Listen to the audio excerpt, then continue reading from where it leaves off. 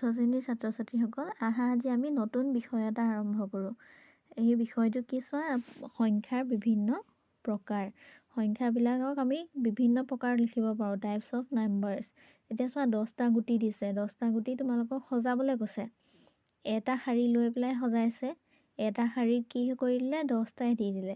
পিছৰবাৰ আকৌ শাৰীৰ সংখ্যা 5টা কৰিলে, গুটি কেইটা কেইটাকৈ পৰিব, দুটা দুটাকৈ পৰিব।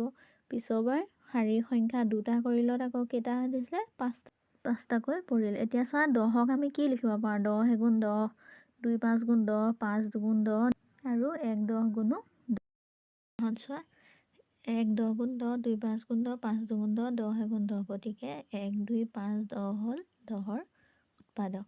আৰু এটা উদাহৰণ লৈছোঁ চোৱা, 12ৰ 1 12 গুণ 12, 2 6 গুণ 12, 3 4 গুণ 12, 4 3 গুণ 12, 6 2 গুণ 12, 12 এগুণ 12। গতিকে 1 2 3 4 6 12 হ'ল 12ৰ উৎপাদক। এতিয়া চোৱা 60ৰ উদাহৰণ এটা লৈছোঁ। 1 60 গুণ 60, 2 30 গুণ 60, 3 20 গুণো 60, 4 15 গুণো 60 আৰু 5 12 60, 6 10 গুণ 60। এই গোটেইবিলাক 60ৰ উৎপাদক। অৰ্থাৎ যিবিলাক সংখ্যাই এটা সংখ্যাক সম্পূৰ্ণৰূপে হৰণ যায় তাক উৎপাদক বুলি কোৱা হয়। তোমালোকে কৰি দেখাবা কেতিয়াবা।